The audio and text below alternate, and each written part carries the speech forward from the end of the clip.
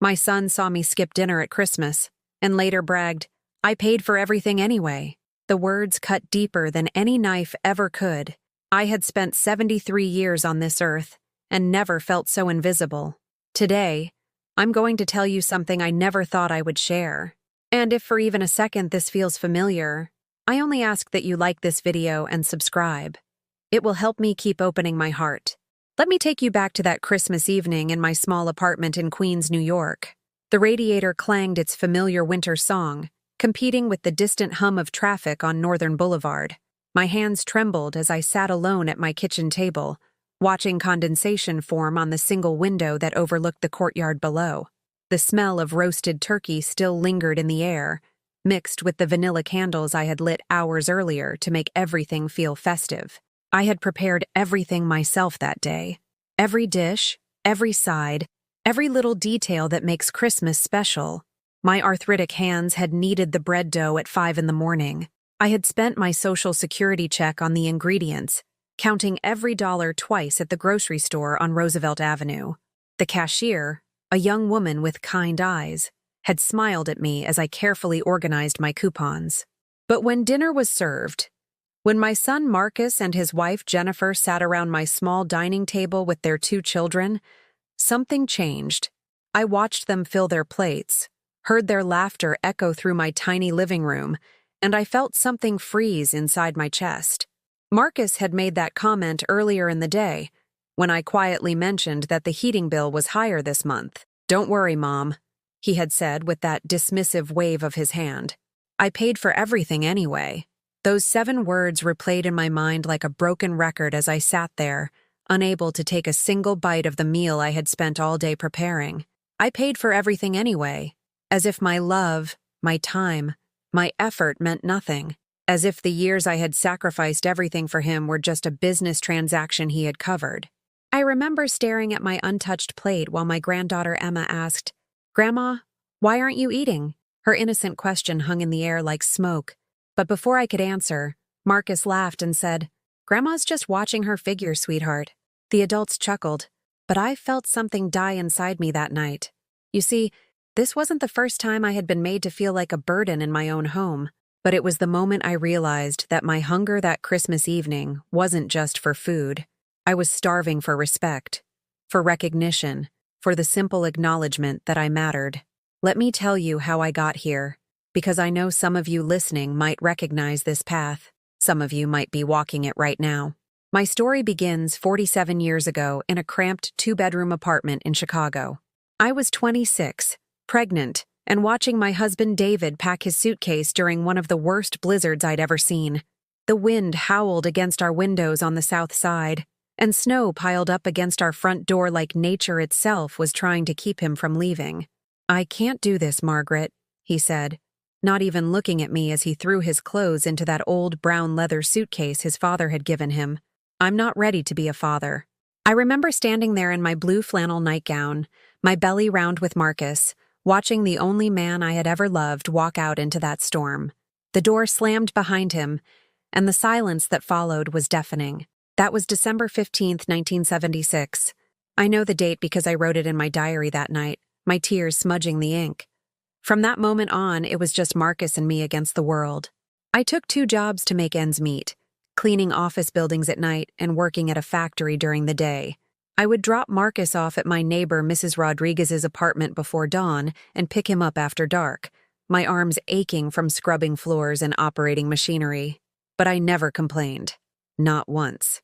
Because when Marcus would run to me with his little arms outstretched, calling "Mama" with that bright smile, everything felt worth it. I would scoop him up and spin him around our tiny living room, both of us laughing until our sides hurt. I saved every penny I could for his future. While other mothers bought themselves nice things, I wore the same 3 dresses for years. While they went out with friends, I spent my evenings helping Marcus with homework at our kitchen table that wobbled because one leg was shorter than the others. When Marcus was 12, we moved to New York. I had heard there were better opportunities here, better schools. We took a Greyhound bus that smelled like diesel fuel and broken dreams, carrying everything we owned in 2 suitcases and a cardboard box. Queens became our new home, The apartment was smaller than what we'd left behind, but it had something Chicago hadn't given us in years: hope. The Greek family next door brought us homemade baklava on our first night. The corner bodega owner, Mr. Nay.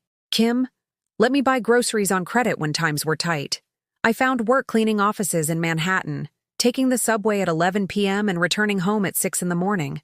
Marcus would be asleep when I left and just waking up when I returned, his hair messy and his eyes still heavy with dreams. "Good morning, my little prince," I would whisper, kissing his forehead before starting breakfast. He would tell me about his dreams while I scrambled eggs and packed his lunch. Those were precious moments, stolen between exhaustion and responsibility. High school was expensive. Marcus needed new clothes to fit in, money for field trips, cash for the things that make a teenager feel normal. I picked up weekend shifts, working 7 days a week for 3 years straight. My back ached constantly, and my hands developed permanent calluses. But seeing Marcus graduate as valedictorian made every sacrifice feel meaningful. College was even more challenging. While other parents had saved for years, everything I earned went directly toward keeping us afloat.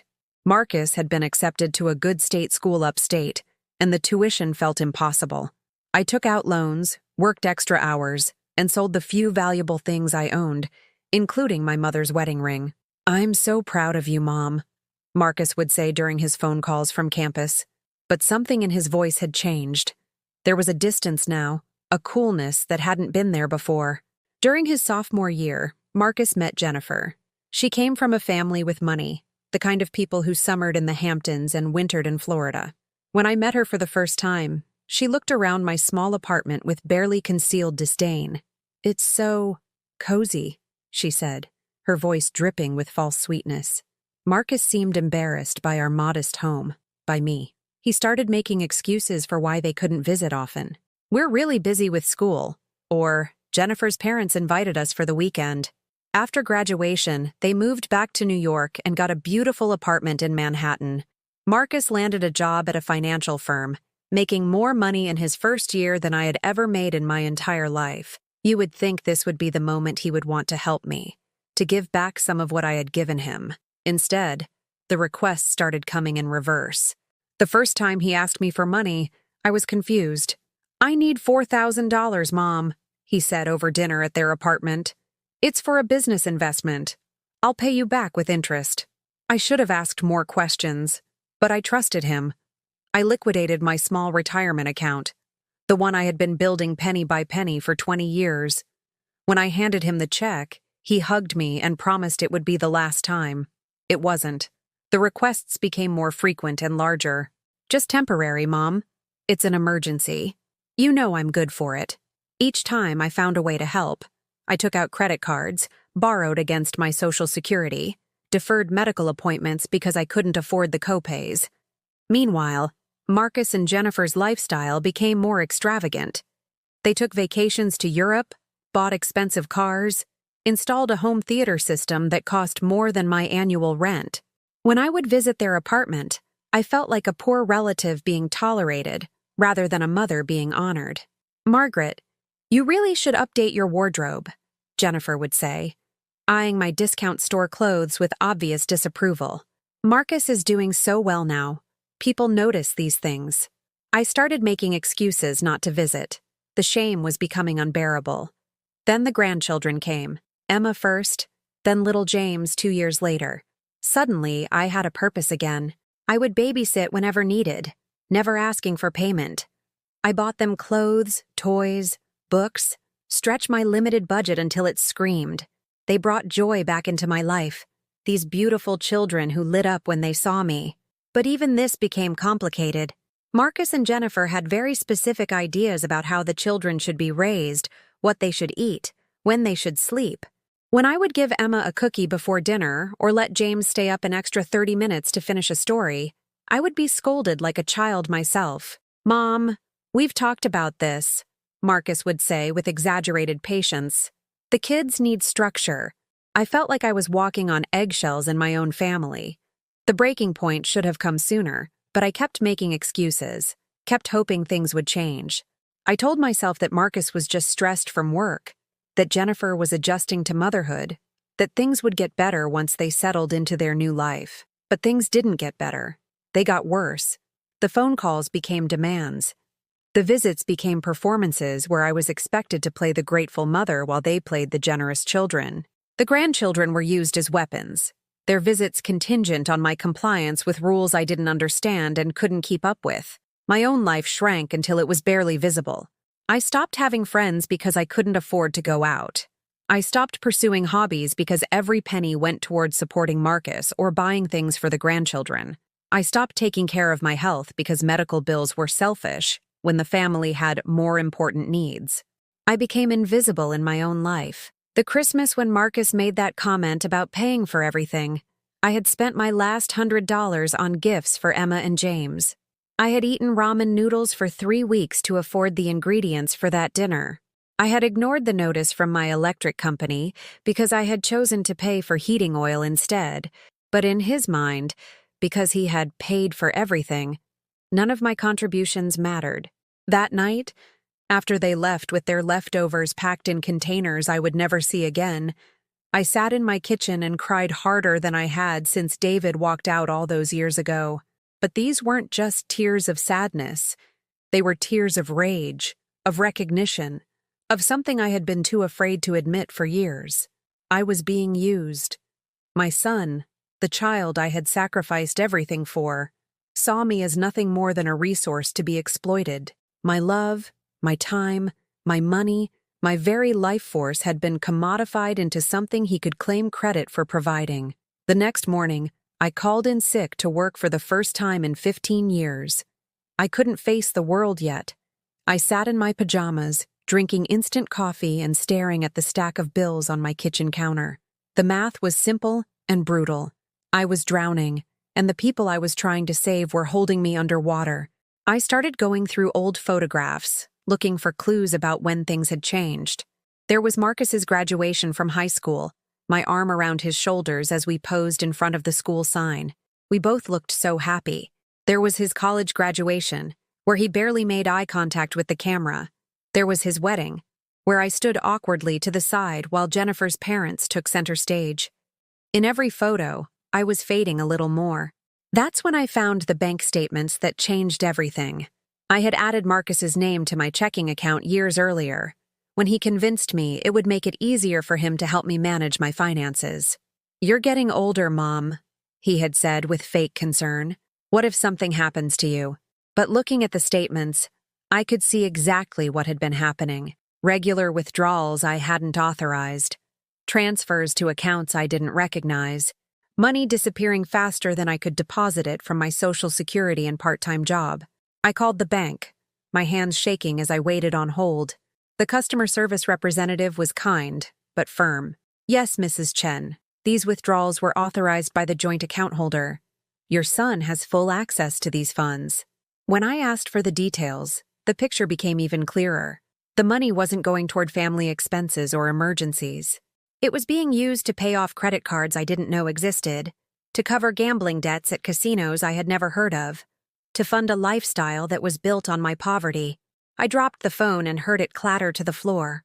The ceramic mug I had been holding, the one Emma had made for me in art class with "World's Best Grandma" painted in crooked letters, slipped through my fingers and shattered against the linoleum. I stared at the broken pieces, and something inside me broke too. But this time, instead of sweeping up the pieces and pretending everything was fine, I left them there. I sat on my kitchen floor, surrounded by the fragments of my illusions, and let myself feel the full weight of my betrayal. My son had been stealing from me for years, and I had been too trusting, too loving, too desperate to maintain our relationship to notice. That night, I couldn't sleep. I walked through my tiny apartment, really seeing it for the first time in years. The walls needed paint. The carpet was worn thin in the high-traffic areas. The furniture was falling apart not from age, but from neglect. I had been so focused on everyone else's needs that I had let my own life crumble around me. In the mirror in my narrow hallway, I barely recognized the woman staring back at me. When had I become so thin? When had my hair turned completely gray? When had my eyes lost their sparkle? I looked like a ghost, haunting my own life. The next morning, I made a decision that terrified me. I called Marcus. "We need to talk," I said when he answered, my voice steadier than I felt. "Sure, Mom. What's up?" His tone was casual, unsuspecting. I found the bank statements. The silence on the other end of the line stretched so long I thought the call had been dropped. Finally, he spoke. "Mom, I can explain." "Then explain." What followed was a masterclass in manipulation and gaslighting. Marcus told me that he had been managing my money to protect me from my own poor financial decisions. He claimed the gambling debts were investments that would pay off eventually. He insisted that I was too old and confused to understand modern finance. "You should be grateful," he said, his voice rising with indignation. "Do you know how much time and energy I spend taking care of your problems?" When I asked him to return the money he had taken without permission, he laughed. Actually laughed. "Where do you think that money would be if I hadn't invested it for you? You would have wasted it on unnecessary things. At least this way, it's working for our family's future. Our family's future. Not my future. Our family's." I hung up on him. Within an hour, my phone was ringing constantly. First Marcus, then Jennifer, then Marcus again. I let them all go to voicemail.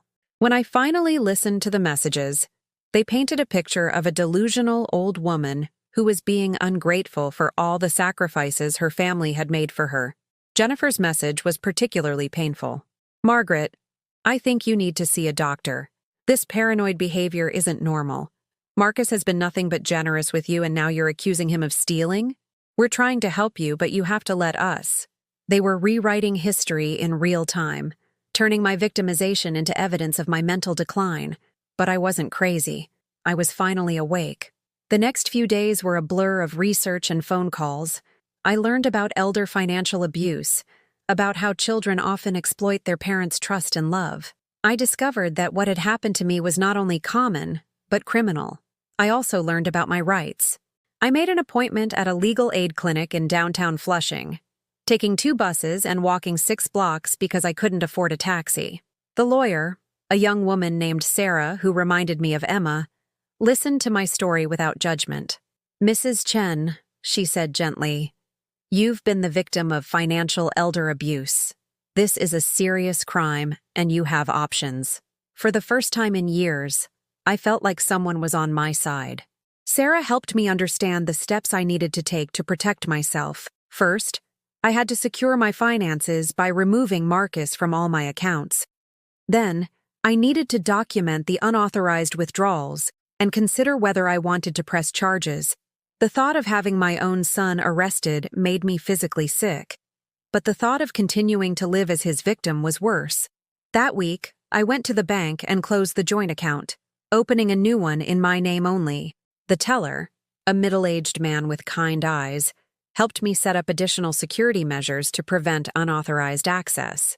"You're very smart to protect yourself," he said. "We see this more often than you might think." His words were meant to be comforting, but they made me sad for all the other mothers, fathers, grandparents who were going through the same betrayal. When Marcus discovered what I had done, the mask came off completely. He showed up at my apartment unannounced, pounding on the door with such force that Mrs. Rodriguez from downstairs called to check on me. When I opened the door, his face was red with rage. "How could you do this to me?" he demanded, pushing past me into my living room. "Do you have any idea what kind of position you've put me in?" "I put you in a position?" I asked, incredulous. "Marcus, you stole from me. I was managing your money," he shouted. "You're old, Mom. You don't understand how finances work in the real world. I understand that you took money that wasn't yours without asking. Everything I did was for our family." "What family?" I asked quietly. "When was the last time you called me just to see how I was doing? When was the last time you visited without needing something?" He stared at me as if I had slapped him. "I visit all the time. You visit when you need babysitting or money or want to drop off the kids because Jennifer has plans. But when was the last time you came here just to spend time with me?" The silence stretched between us, and I could see him trying to think of an answer that didn't exist. "You're being ridiculous," he finally said. "Am I? Marcus, do you even know that I've been having dizzy spells? Or that I had to go to the emergency room last month because I thought I was having a heart attack. His face changed slightly. You didn't tell me. I tried to. I called you 3 times that day. You never answered, and you never called back. I was busy with work. You're always busy with work when I need you, but you're never too busy to ask for money. Jennifer arrived while we were talking, her face set in lines of righteous indignation. She took one look at the situation and immediately went on the attack. Margaret, this is ridiculous, she said, her voice sharp with authority. After everything Marcus has done for you, this is how you repay him? By cutting off his access to help you? By listening to some lawyer who probably just wants to make money off your confusion? I'm not confused, I said quietly. You're 73 years old, Jennifer continued. You shouldn't be making these kinds of financial decisions on your own. What if there's an emergency? What if something happens to you? Then I'll handle it myself. With what money? You can barely pay your rent. I looked at her closely. How do you know how much my rent is? She glanced at Marcus nervously. We've been helping you with expenses. No, you haven't. I've been paying my own rent for 50 years. The only money I can't pay is the money Marcus took from my account. The argument continued for another hour, going in circles. They would accuse me of being ungrateful. I would point out specific instances of exploitation, and they would claim those instances were actually examples of their generosity. Finally, I had had enough. I want you both to leave, I said. Mom, leave. Now. They gathered their things, Jennifer muttering under her breath about ungrateful old women and the sacrifices they made that were never appreciated. At the door, Marcus turned back to me. You're making a mistake, he said. We're the only family you have. After they left, I sat in my living room and cried. Not because I thought I had made a mistake, but because I realized he was right. They were the only family I had, and they had been treating me like a stranger for years. But maybe being alone was better than being used. The next few weeks were the loneliest of my life. My phone didn't ring. No one came to visit. I went days without speaking to another person except for the cashiers at the grocery store and the occasional pleasantries with neighbors. I started to doubt myself. Maybe I had overreacted. Maybe Marcus really had been trying to help me, and I had misunderstood his intentions. Maybe I was becoming paranoid and difficult in my old age. But every time I started to weaken, I would look at my bank statements and see how much more money I had now that I was controlling my own finances. I would remember the contempt in Jennifer's voice, the dismissive way Marcus treated my concerns, the years of feeling like a burden in my own family. I wasn't imagining things. I had been the victim, not the problem. One morning, while I was checking my mail, I met Rosa Martinez, who lived in the apartment directly below mine. She was about my age, with kind eyes and a warm smile that reminded me of my childhood neighbor Mrs. Rodriguez back in Chicago. "Are you okay, dear?" she asked, looking at me with genuine concern. "I've been hearing you crying at night, and I wanted to make sure you're all right." The simple question broke something loose in me, and I found myself telling her everything. About Marcus, about the money, about the loneliness that was eating me alive. She listened without judgment, occasionally nodding or making soft sounds of sympathy. When I finished, she took my hand in hers. "I went through something similar with my daughter," she said softly. "It took me years to realize that love shouldn't hurt this much." Rosa became my lifeline. She would invite me for coffee in her apartment, which was identical to mine, but felt completely different because it was filled with warmth and personal touches. She had family photos everywhere, but more importantly, she had photos of friends, neighbors, people she had met through volunteer work and community activities. "Family isn't just blood," she told me one afternoon as we sat on her small balcony, looking out over the courtyard. "Family is the people who choose to love you every day, not just when they need something." Through Rosa, I started to rebuild my life. She introduced me to other women in the building, women who had their own stories of struggle and survival. We started having a weekly coffee hour in the community room, sharing recipes and gossip and gradually becoming a chosen family of sorts. I also started taking better care of myself. With the money that wasn't disappearing from my account anymore, I could afford to go to the doctor regularly. I discovered that my dizzy spells were caused by low blood sugar from not eating properly. something that was easily remedied once I stopped choosing between food and family obligations. I bought new clothes, nothing fancy, but things that fit properly and made me feel good about myself. I got my hair cut and styled for the first time in years. I started cooking meals that I enjoyed, rather than just eating whatever was cheapest. Slowly, I began to remember who I was before I became Marcus's personal bank account. Meanwhile, Marcus and Jennifer's true colors continued to show. When they realized I wasn't going to cave to their pressure, they started using the grandchildren as weapons. Emma and James, innocent of their parents' manipulation, would call me crying because they had been told I was too sick to see them or too busy to spend time with them. The first time Emma called, barely able to speak through her tears, I nearly broke. "Grandma, why don't you love us anymore?" she asked in her small, confused voice. "I love you so much, sweetheart," I said, fighting to keep my voice steady. "I love you and James more than anything in the world." "Then why won't you come see us? Daddy says you're mad at him, but I didn't do anything wrong." My heart shattered into a million pieces. These children were being used as pawns in their parents' game of manipulation, and there was nothing I could do to protect them without capitulating to Marcus and Jennifer's demands. I tried to explain in age-appropriate terms that sometimes adults have disagreements that have nothing to do with children, but Emma was too young to understand. All she knew was that her grandmother had suddenly disappeared from her life. After that call, I spiraled into the deepest depression I had experienced since David left. I stopped eating again, stopped sleeping, stopped taking care of myself. Rosa found me 3 days later, still in the same clothes, surrounded by empty tissues and the remnants of my breakdown. "Oh, honey," she said, gathering me into her arms like I was one of her own children. "This is what they want. They want you to break so you'll come crawling back." She was right. But knowing it intellectually didn't make the emotional pain any easier to bear. "Maybe I should just give in," I whispered. "Maybe it's worth it to have them in my life, even if they're using me." "Is it?" she asked gently. "Margaret, before all this happened, when was the last time you truly felt happy? When was the last time you woke up looking forward to the day?" I couldn't answer because I couldn't remember. "You've been surviving, not living," Rosa continued. "And you deserve to live." She helped me shower and change clothes. She brought me soup and made me eat it one spoonful at a time. She sat with me while I slept, making sure I wasn't alone with my thoughts. Most importantly, she helped me see that my love for Emma and James didn't require me to accept abuse from their parents.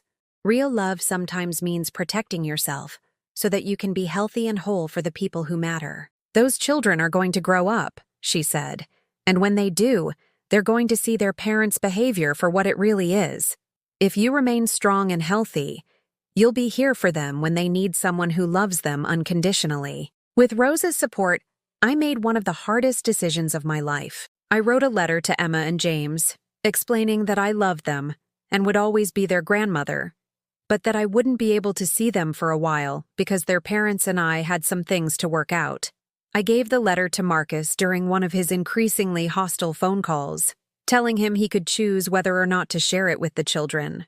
I suspected he wouldn't, but at least I had tried to explain. "This is pathetic, Mom," he said after I finished reading the letter over the phone. "You're punishing innocent children because you can't handle adult relationships." "I'm protecting myself," I replied calmly. "There's a difference. You're being selfish." "Yes," I agreed. "For the first time in my life, I'm being selfish. And it feels surprisingly good." The holidays came and went without my family. Instead of the traditional Christmas dinner that had ended so badly the year before, Rosa and I volunteered at a community center, serving meals to people who had nowhere else to go.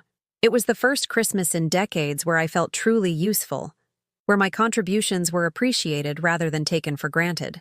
New Year's Eve, we sat in Rosa's apartment watching the ball drop on television, sharing a bottle of wine she had been saving for a special occasion. "To new beginnings," she said, raising her glass. "To new beginnings," I echoed. And for the first time in years, I meant it. Spring arrived early that year, and with it came a sense of possibility I hadn't felt since I was young. I started taking photography classes at the senior center, something I had always wanted to try but never had time for. My instructor, a patient man named Bill who reminded me of my father, encouraged me to experiment with different subjects and styles. I discovered I had an eye for capturing small moments of beauty, the way light fell through the leaves of the tree outside my window, the expression on a child's face in the playground across the street, the weathered hands of my coffee group friends as they shared stories and laughter. Photography gave me a new way to see the world, and more importantly, a new way to see myself. Through the camera lens, I wasn't just a discarded mother or a failed provider. I was an artist, a storyteller, a woman with something valuable to offer.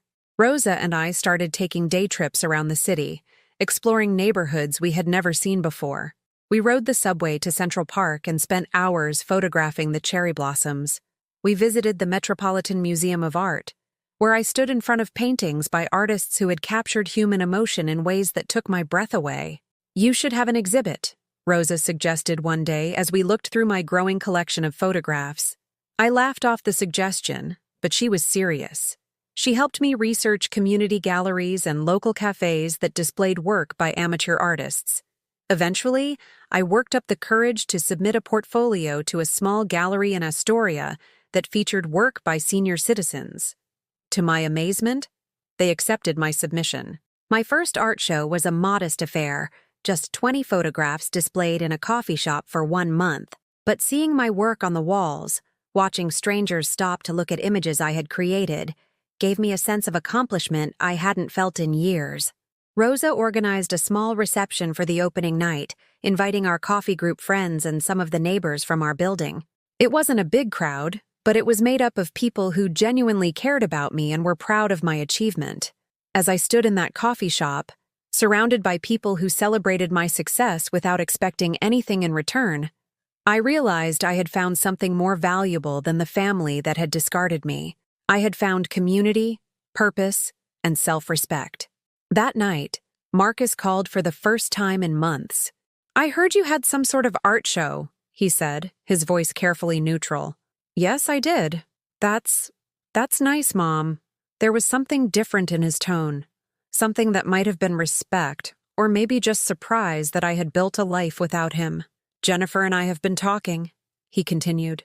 "We think maybe we overreacted before. Maybe we could work something out." I listened quietly, waiting for the catch. "The kids miss you," he said. "Emma asks about you all the time." My heart clenched at the mention of my granddaughter, but I had learned to recognize manipulation tactics now. "What kind of something did you have in mind?" I asked. "Well, we could start with family dinners again. Maybe you could babysit occasionally when we need help. And if you're more comfortable keeping your own bank account, that's fine. But maybe you could help us out sometimes when money's tight." In other words, everything would go back to the way it was before, with me providing services and money while being treated like a burden. "Thank you for the offer," I said politely, "but I'm not interested." "What do you mean you're not interested?" "I mean, I'm not interested in resuming a relationship where I give everything and receive nothing but contempt in return. Mom, that's not fair. We love you. Do you? Marcus, tell me something you love about me that isn't related to what I can do for you." The silence stretched so long I thought he had hung up. You're my mother. That's not an answer. That's a biological fact. You raised me. You sacrificed for me. Again, that's what I did, not who I am. Can you tell me anything about my personality, my interests, my dreams, my fears? Can you tell me what makes me happy, or what keeps me awake at night? Another long silence. "I don't know what kind of answer you want. I want you to know me as a person, not just as a role in your life. But the truth is, you don't. You never have." "That's not true." "When is my birthday, Marcus?" It's in September." "What day in September?"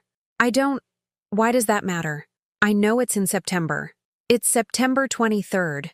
I'm 73 years old, and my own son doesn't know my birthday. People don't remember exact dates. Do you know Jennifer's birthday?" "Of course." "Emma's?" "Yes." "James's?" "Yes." "But not mine." He didn't respond. "Marcus, I'm done being a role in your life. If you ever decide you want to know me as a person, if you ever decide you want a real relationship built on mutual respect and genuine affection, you know where to find me. But I won't be returning to the old arrangement. You're being unreasonable." "Maybe. But I'd rather be unreasonable and happy than reasonable and miserable.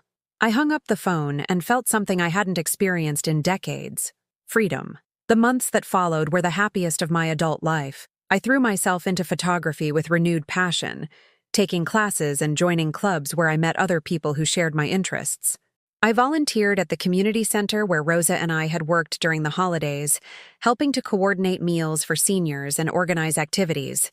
I started traveling, taking day trips to places I had always wanted to see but never had time for. I rode the ferry to Staten Island just to watch the city skyline from the water. I took the train to Philadelphia to visit museums and eat cheesesteaks. I drove to the Finger Lakes region upstate, staying in a small bed and breakfast and spending days photographing the autumn foliage. Each trip was a small act of rebellion against the life I had been living, where every dollar was scrutinized and every moment was devoted to someone else's needs. I also started dating, something I hadn't done since David left all those years ago. Through the senior center, I met a kind man named Frank, who had been widowed for 5 years. He was gentle and funny, with silver hair and laugh lines around his eyes. Our first date was coffee at a diner near the center. We talked for 3 hours, sharing stories about our children and grandchildren, our careers and our dreams for retirement. When he walked me to my bus stop, he asked if he could see me again. "I'd like that very much," I said, and meant it. Frank and I took things slowly, building a friendship first before exploring romantic possibilities. He had grown children too, but unlike Marcus, they treated him with respect and affection. They included me in family gatherings, asked about my photography, remembered details about my life and interests. Being around Frank's family showed me what healthy relationships looked like. There was teasing and disagreement, but it was wrapped in warmth and genuine care. When Frank's daughter needed help with childcare, she asked politely and offered to pay. When his son borrowed money for a car repair, he insisted on a repayment schedule and stuck to it. "This is how families should work," Rosa observed after meeting Frank and his children at a barbecue in Flushing Meadows Park. "I didn't know it could be like this," I admitted, watching Frank's grandchildren play on the playground while their parents chatted easily with us.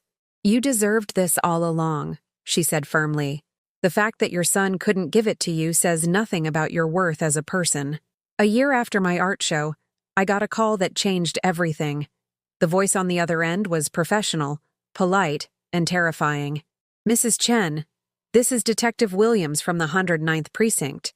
I need to speak with you about some irregularities we've discovered in your tax filings." My blood went cold. "What kind of irregularities?" "It appears that someone has been claiming you as a dependent for the past several years, collecting tax refunds in your name. Do you have a few minutes to answer some questions?" The investigation that followed revealed the full scope of Marcus's exploitation. Not only had he been taking money from our joint account, but he had been filing fraudulent tax returns claiming me as a dependent while I was filing my own returns. He had been collecting the extra refunds and using them to pay off gambling debts I never knew existed. The detective explained that this was a form of identity theft and tax fraud, crimes that carried serious penalties, including possible jail time. "What do you want to do about this?" Detective Williams asked, after laying out all the evidence they had gathered. I thought about Emma and James, about the impact it would have on them to see their father arrested. I thought about the grandchildren I might never see again if I pressed charges. I thought about the family gatherings that would never happen, the relationships that would be permanently severed. Then I thought about the years I had spent eating ramen noodles while Marcus took vacations to Europe with money he had stolen from me. I thought about the medical appointments I had skipped, the heating bills I had struggled to pay, the nights I had lain awake worrying about money while he was gambling away my Social Security checks. "I want to press charges," I said quietly. The aftermath was swift and decisive. Marcus was arrested at his office, charged with identity theft, tax fraud, and elder financial abuse. The story made it into the local news. A brief item about a Queens man who had stolen from his elderly mother. Jennifer called me screaming, blaming me for destroying her family and traumatizing her children. She threatened to make sure I never saw Emma and James again, as if that wasn't already the case. "You're a bitter old woman who can't stand to see her son succeed," she spat into the phone before hanging up. The words stung, but not as much as they would have a year earlier. I had learned to distinguish between other people's opinions and my own truth. Marcus was ultimately sentenced to community service and ordered to pay restitution for the money he had stolen. He never apologized. He never took responsibility for his actions. Instead, he maintained that he had been trying to help me, and that I was too senile to understand his good intentions. The money he was ordered to repay trickled in slowly, small amounts deducted from his paycheck each month. It would take years to recover what he had stolen, and that was assuming he didn't find a way to avoid payment altogether. But the money wasn't really the point anymore. The point was that I had finally stood up for myself. I had refused to be a victim. I had chosen my own dignity over my fear of being alone. And I wasn't alone. Frank was there, steady and supportive through the entire ordeal. Rosa was there, bringing me soup and sitting with me during the hardest moments. My photography friends were there, encouraging me to channel my emotions into my art. I had a community now, people who chose to be in my life because they valued me as a person, not because they needed something from me. 2 years after Marcus's arrest, I received an unexpected visitor. Emma, now 12 years old and taller than I remembered, was standing in my hallway with a social worker from Child Protective Services. "Mrs. Chen, I'm Sarah Martinez from CPS. Emma asked if she could visit you, and her court-appointed advocate thought it would be appropriate." My heart nearly stopped. "Is she all right? Are the children okay?" "She's fine. But there have been some developments in her family situation that we need to discuss." It turned out that Marcus's legal troubles had spiraled far beyond the charges I had pressed. The gambling debts had continued to mount, leading to more desperate financial schemes. He had been caught forging documents at work and was facing additional charges. Jennifer had filed for divorce and was seeking full custody of the children. Emma had asked to see me because she remembered me as the grandmother who had loved her unconditionally, and she was scared about what was happening to her family. "I know Mom and Dad said bad things about you," she said in a voice that was much older than her years. "But I remembered how you used to read to me and make me those special pancakes with the faces. I missed you." I held my granddaughter for the first time in 2 years, breathing in the familiar scent of her shampoo and feeling the solid warmth of her growing body against mine. "I missed you too, sweetheart," I whispered. "I never stopped loving you. Not for a single day." The social worker explained that Emma and James would likely be placed with Jennifer's parents temporarily while the custody situation was resolved. But Emma had specifically requested ongoing contact with me, and the court was willing to consider supervised visits. Over the following months, I slowly rebuilt my relationship with my grandchildren. It was different now, bounded by legal requirements and social worker oversight. But it was real in a way it hadn't been before. Emma, in particular, was old enough to understand that the adult conflicts in her family had nothing to do with her worth as a person. She asked thoughtful questions about why people sometimes hurt each other, and I tried to give her honest, age-appropriate answers. "Did Daddy really steal money from you?" she asked during one of our supervised visits to the park. "Yes, he did." "Why?" "I think he made some bad choices and got scared. And when people are scared, sometimes they do things they know are wrong." "Are you mad at him?" I thought carefully before answering. "I'm sad that he hurt me, and I'm disappointed in the choices he made. But mostly I'm just sad that we couldn't find a way to love each other better." "Do you still love him?" "I love the little boy he used to be. I'm not sure I know the man he became well enough to love him." She nodded solemnly, processing this information with the seriousness that children bring to trying to understand adult complexities. James, younger and more resilient, adapted to our new relationship more easily. He was happy to have his grandmother back in his life and didn't ask as many difficult questions. He was content to play games and listen to stories and eat the special pancakes Emma had remembered. Through the children, I learned more about Marcus's situation. The divorce was ugly, with both parents fighting over assets they didn't have and custody of children they had been too busy to properly parent. Marcus had lost his job and was working in a warehouse, most of his paycheck going toward restitution and legal fees. Part of me felt sorry for him. He had destroyed his own life through greed and poor choices, and now he was facing consequences he hadn't anticipated. But I couldn't summon the energy to rescue him again. I had learned the hard way that you can't save someone who doesn't want to be saved. Instead, I focused on being the grandmother Emma and James deserved. When they came to visit, my apartment was filled with art supplies and books and games. I taught them how to use my camera, and we took photo walks around the neighborhood, documenting the changing seasons and the small moments of beauty we discovered together. "You seem happier now, Grandma," Emma observed during one of our outings. "I am happier," I told her. "I learned how to take better care of myself." "Is that why you look different?" I laughed.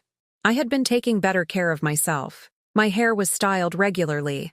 I wore clothes that fit properly and made me feel confident, and I carried myself with a dignity I had forgotten I possessed. But more than that, I was allowing myself to pursue interests and relationships that brought me joy. My photography had evolved from a hobby to a passion, and I was preparing for my second gallery show.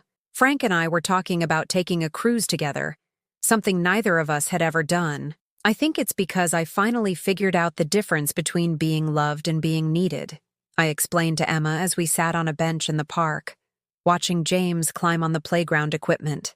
"What's the difference? When someone loves you, they want you to be happy and healthy, even if it means they don't get everything they want from you.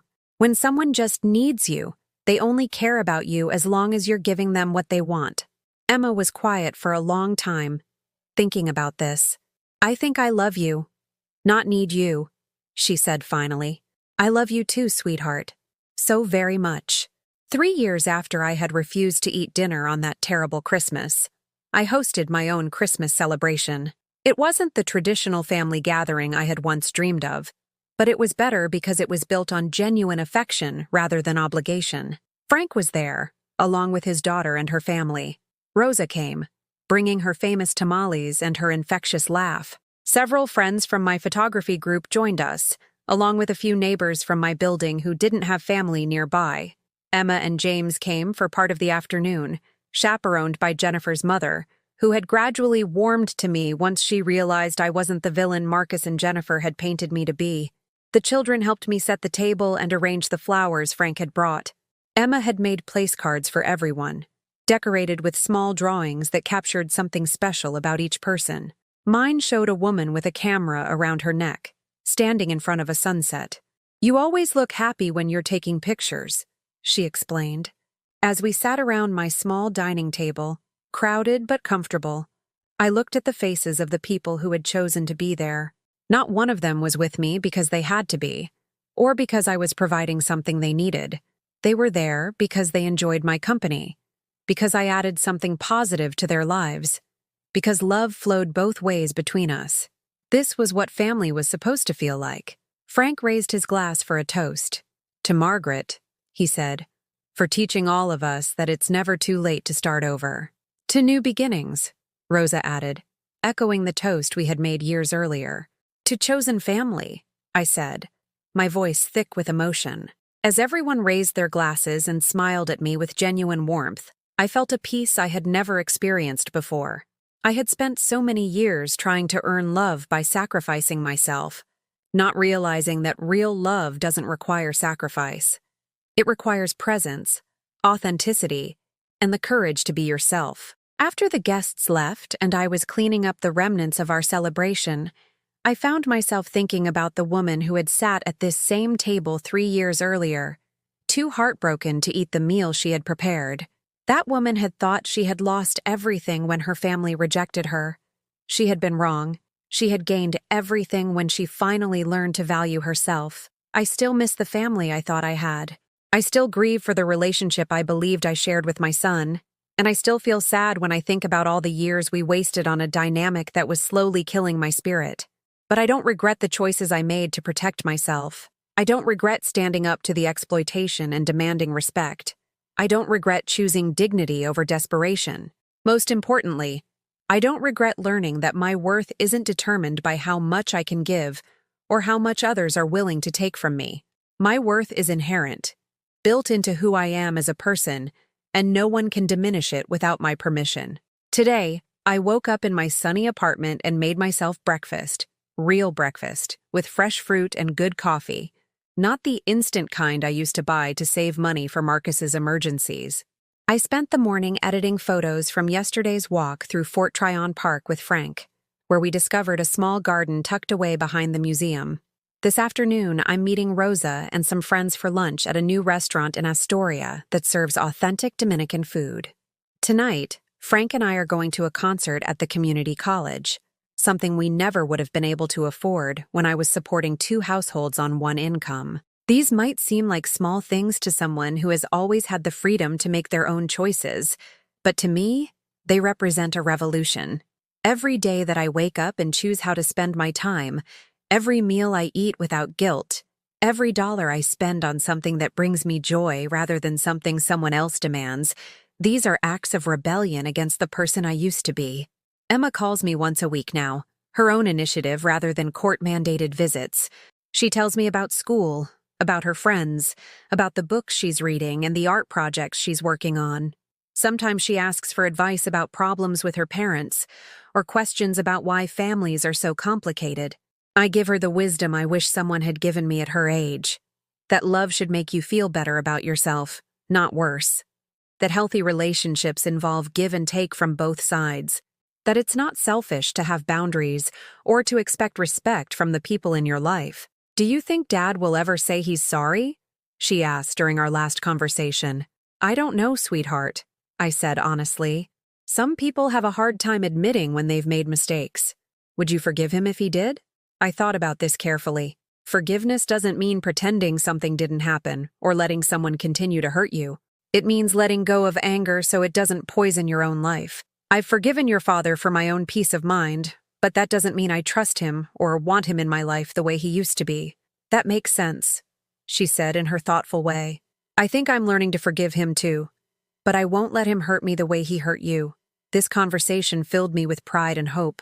Emma is growing up to be a strong, thoughtful young woman who won't accept mistreatment as the price of love. The cycle of exploitation that damaged so many years of my life will end with me. As I finish telling you this story, sitting in my favorite armchair with the afternoon sun streaming through my window, I want you to know that transformation is possible at any age. You don't have to accept crumbs and call them a feast.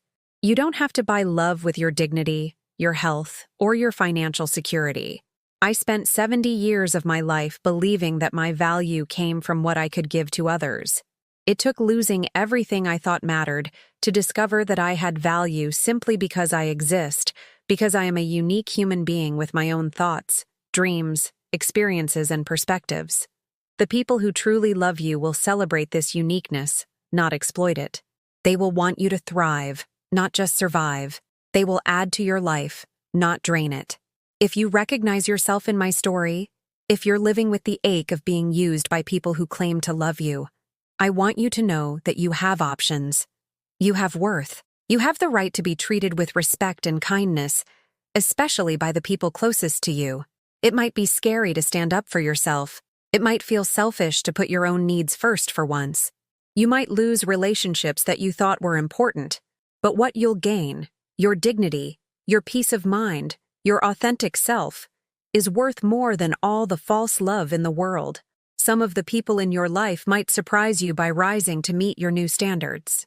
Others will reveal their true intentions by walking away when they realize they can no longer exploit you. Both outcomes will be painful, but both will ultimately be gifts that clarify who deserves a place in your life. Take it from someone who learned this lesson later than she should have. You are worthy of genuine love, mutual respect, and authentic relationships. You don't have to earn these things through sacrifice and self-denial. You already deserve them simply by being human. The family you were born into or married into might not be capable of giving you what you need, but that doesn't mean you have to live without it. You can find your tribe among friends, neighbors, community members, people who share your interests and values. Love is not a finite resource, and there are people out there who will be grateful to have you in their lives. Your worth is not measured by how much others are willing to take from you. It's measured by how fully you're able to be yourself, how genuinely you're able to connect with others, and how much joy and meaning you're able to create in your daily life. I'm 76 now, and I've never been happier. I wake up each day excited about the possibilities ahead of me. I have people in my life who value my opinions, celebrate my successes, and support me through difficulties without keeping score or expecting payback. This is what life can look like when you stop accepting less than you deserve. But the journey wasn't just about cutting toxic people out of my life. It was about learning to fill the empty spaces they left behind with things that actually nourished me. In those first months after breaking free from Marcus's exploitation, I discovered parts of myself that had been dormant for decades. I started keeping a journal, something I hadn't done since I was a teenager. Writing down my thoughts and experiences helped me process the complex emotions I was feeling. Grief for the family I thought I had, anger at years of manipulation, but also excitement about the possibilities ahead of me. Through my writing, I began to remember dreams I had abandoned long ago. I had always wanted to learn a musical instrument, to travel internationally, to write poetry about my experiences as an immigrant woman. These seemed like impossible luxuries when every resource went toward Marcus's needs, but now they felt achievable. I enrolled in piano lessons at the community center, joining a group of seniors who met twice a week to fumble through scales and simple melodies. My fingers were stiff at first, reluctant to move across the keys, but gradually they remembered how to find the notes. There's something profoundly healing about creating music, about turning emotion into sound and rhythm. My photography evolved too. What started as a way to document beauty became a means of storytelling. I began a series called Invisible Women, portraits of older women in my community who had their own stories of resilience and transformation. Rosa was my first subject, sitting in her kitchen with the morning light streaming through her window, her hands wrapped around a cup of coffee, her eyes holding decades of wisdom. Each woman I photographed had a story similar to mine in some ways. Mrs. Kim from the corner store had been supporting her gambling-addicted son for 15 years until she finally cut him off. Maria from the third floor had been sending half her Social Security check to relatives in El Salvador who barely acknowledged her existence. Dorothy from the laundromat had been caring for a disabled adult daughter who treated her like an unpaid servant. Their stories reinforced what I was learning, that elder abuse, particularly financial exploitation by family members, was an epidemic hidden behind closed doors. We were all walking around carrying shame and isolation, believing we were the only ones who had failed to maintain loving relationships with our children. The Invisible Women series grew into something larger than I had imagined. A local television station did a feature story about it, which led to invitations to speak at senior centers and community organizations. I found myself becoming an accidental advocate, sharing my story not just as personal testimony, but as a call to action. Standing in front of audiences of older adults, many of whom were struggling with their own family exploitation, I discovered a strength I didn't know I possessed. My voice, which had been silenced for so long in my own family, became clear and compelling when I was speaking for others who felt voiceless. You are not a bad parent because your adult child is taking advantage of you, I would tell these audiences. You are not a failure because the person you sacrificed everything for doesn't appreciate it. You are the victim of manipulation, and victims deserve support, not judgment. These speaking engagements led to something I never expected. Marcus reached out to me, not with an apology or acknowledgement of wrongdoing, but with another attempt at manipulation. "Mom, I'm proud of all this advocacy stuff you're doing," he said during an unexpected phone call. "It shows how strong our family raised you to be. Jennifer and I have been talking, and we think maybe we were too harsh before. The kids really miss their grandmother." His words were carefully chosen, designed to make me feel guilty and obligated while taking credit for my achievements. The old me might have been swayed by this manipulation, desperate for any sign of acceptance from my son, but the new me recognized it immediately for what it was, another attempt to regain access to my resources and services. "Marcus," I said calmly, "what specifically are you proud of about my advocacy work?" "Well, just that you're out there speaking and stuff. Do you know what I'm speaking about? Have you read any of the articles written about my work?" Silence. "Have you seen any of my photographs? Do you know what the Invisible Women Project is about?" More silence. "The project is about adult children who financially and emotionally exploit their elderly parents. It's about women like me who were used and discarded by the children they sacrificed everything for. Are you sure you're proud of work that exposes behavior exactly like yours?" "Mom, you don't understand. Those other people are actual criminals. I was just trying to help you manage your money. By stealing it? I never stole anything. I was managing Marcus. A judge determined that what you did was theft. You were convicted of financial elder abuse. You are literally one of the criminals I speak about in my presentations. The conversation deteriorated from there, with Marcus alternating between fake contrition and aggressive defensiveness. When I finally hung up, I felt a profound sense of closure. His attempt to manipulate me had failed completely, and I knew with certainty that I had made the right choice in cutting him out of my life. But the most important validation came from an unexpected source. James, now 10 years old, had been staying with Jennifer's parents while the custody battle continued. During one of my supervised visits with him and Emma, he said something that nearly brought me to tears. "Grandma, Mom, Jennifer's mother, showed me one of your pictures in the newspaper. She said you help people who are sad. Is that true?" "I try to help people who have been hurt by their families," I explained carefully. "Like how Daddy hurt you?" Emma shot her brother a warning look, but I nodded. "Yes, like that. I'm glad you help people," he said with the simple moral clarity that children possess. "Daddy did bad things, and people should know about it so it doesn't happen to other grandmas." Out of the mouths of babes. This child understood something that his father never would, that actions have consequences, and that protecting future victims is more important than protecting the feelings of perpetrators. My relationship with both grandchildren has deepened in ways I never expected. Without the artificial constraints of their parents' manipulation, we've been able to develop genuine connections based on mutual affection and respect. Emma, now 13, has begun asking sophisticated questions about relationships, boundaries, and self-worth. She's seen the contrast between how her parents treated me and how Frank and my chosen family treat me, and she's drawing her own conclusions about what healthy relationships look like. "I don't want to be like Mom and Dad," she told me during one of our walks through the botanical gardens. "I don't want to use people and then get mad when they stand up for themselves." "That's a very mature realization," I said.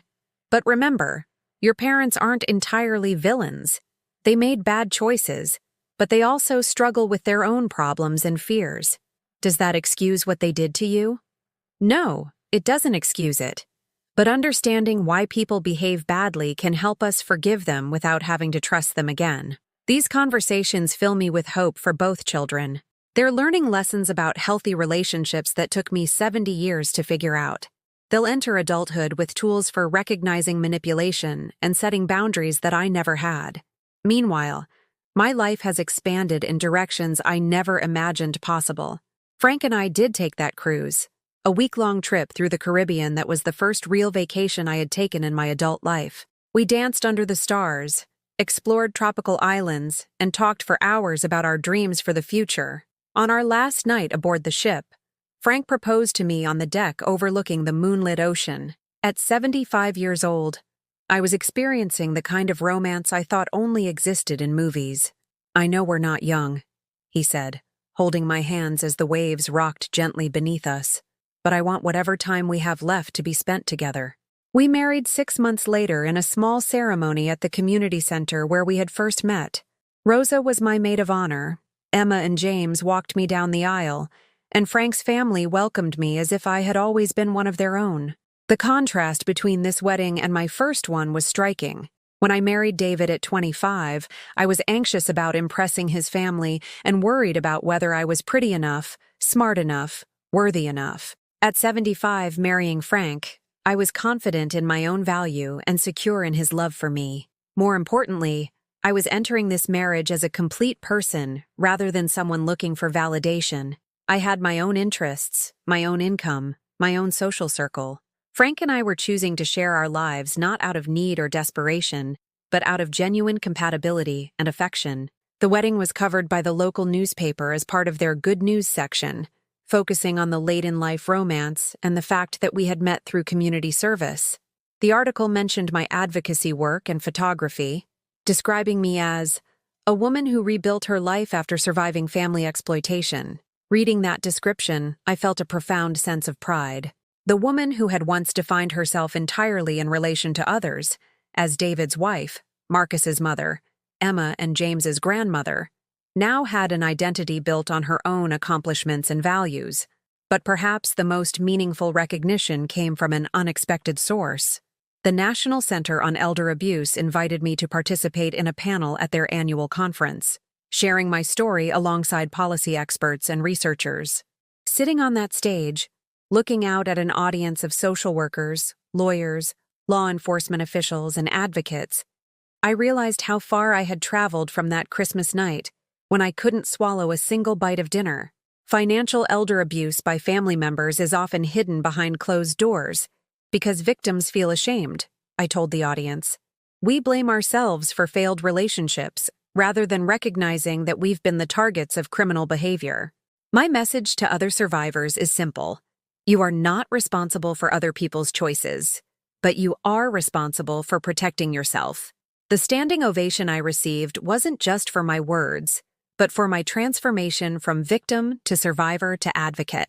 I had taken my pain and turned it into purpose, using my experience to help others recognize and escape similar situations. After the conference, I was approached by a publisher who was interested in having me write a book about my experience. The idea terrified and excited me in equal measure. Writing a book meant revisiting painful memories, but it also meant reaching even more people who might need to hear my story. Working on the memoir over the following year became a form of therapy. I revisited every stage of my relationship with Marcus, looking for patterns and red flags I had missed. I interviewed other survivors of family financial abuse, incorporating their stories into a broader narrative about this hidden epidemic. The book, titled Invisible No More: Breaking Free from Family Financial Abuse, was published by a small press that specialized in social justice topics.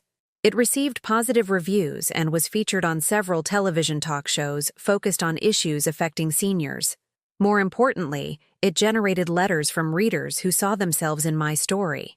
Women and men from across the country wrote to thank me for putting words to their experiences, for showing them that they weren't alone, and for providing a roadmap for reclaiming their lives. One letter particularly moved me. It was from a 68-year-old man in Oregon whose daughter had been draining his savings account for years. I thought I was a failure as a father, he wrote. Your book helped me understand that I was actually being victimized. I closed our joint account yesterday, and for the first time in years, I feel like I might have a future. These responses reminded me why I had made the painful decision to share my story publicly. Every person who recognized themselves in my experience and took steps to protect themselves made all the exposure worthwhile.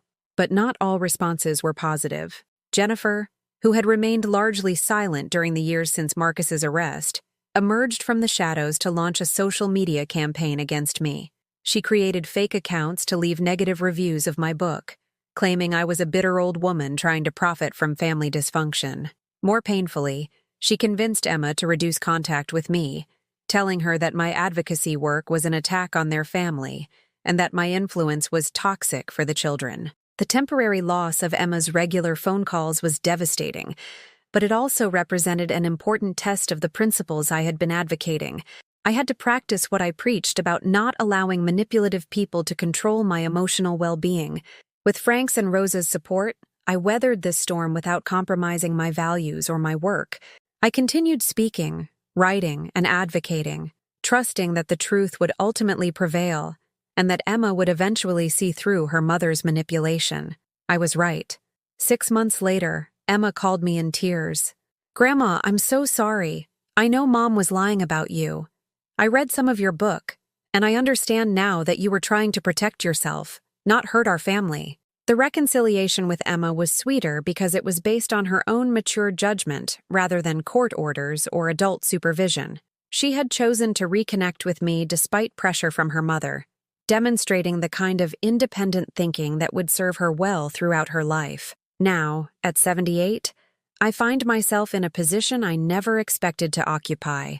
I'm a published author, a recognized advocate, a beloved grandmother, and a happily married woman. I have financial security, emotional support, and a sense of purpose that sustains me through any challenge. Frank and I travel regularly now, exploring parts of the world I only dreamed of seeing during my years of financial servitude. We've been to Italy, where I photographed ancient ruins and Renaissance art. We've visited Ireland, where I traced my family's genealogy and stood in the village where my great-grandfather was born. We've explored national parks throughout America, documenting the natural beauty of landscapes that took my breath away. Each trip is both an adventure and a celebration of my freedom. Every passport stamp, every hotel room, every restaurant meal represents choices I made for my own happiness, rather than obligations imposed by others. My photography has evolved as well. The Invisible Women series has expanded into a traveling exhibition that has been displayed in galleries across the country. Museums and cultural centers book me for artist talks where I discuss the intersection of art and advocacy, showing how creative expression can be a tool for social change. But perhaps more meaningful than any external recognition is the internal transformation I've experienced. The woman who once apologized for existing has become someone who takes up space confidently and unapologetically. The woman who once measured her worth by others' approval has learned to trust her own judgment and values. I still miss the family I thought I had. I still grieve for the mother-son relationship I believed Marcus and I shared. I still feel sadness when I think about the grandchildren who have been used as pawns in their parents' psychological warfare, but I no longer define myself by these losses. Instead, I celebrate what I've gained: self-respect, genuine relationships, creative fulfillment, and the knowledge that I lived long enough to become the person I was always meant to be. The story I've shared with you isn't just about one elderly woman's struggle with family exploitation. It's about the universal human right to dignity, respect, and self-determination. It's about the courage required to value yourself even when the people closest to you don't. It's about the possibility of transformation at any stage of life. If you're watching this video because something in my story resonates with your own experience, I want you to know that you have more power than you realize. You have the right to set boundaries. You have the right to expect reciprocity in your relationships. You have the right to prioritize your own well-being without guilt or apology. The people who truly love you will support your journey toward self-respect. Those who resist your boundaries or become angry when you stop allowing them to exploit you are revealing their true intentions. Their anger is not evidence that you're being unreasonable. It's proof that you're making the right choice. Change is possible at any age. Growth is possible at any stage. It's never too late to choose dignity over desperation, authentic relationships over exploitative ones, self-respect over the approval of people who don't respect you. My journey from victim to survivor to advocate has been painful, challenging, and ultimately liberating. I wouldn't trade the life I have now for any version of the past, even if I could somehow fix the relationships that failed. I am no longer invisible. I am no longer voiceless. I am no longer defined by what others are willing to take from me. I am Margaret Chen. I am a photographer, an author, an advocate, a wife, a grandmother, and a survivor. I am 78 years old, and I have never been more proud of who I am or more excited about who I might still become. Have you ever found yourself giving everything to family members who treated you like a burden? Have you watched someone you love drain their own resources trying to buy affection from people who should love them freely? Share your story in the comments below. Sometimes just telling someone else what happened can be the first step toward healing.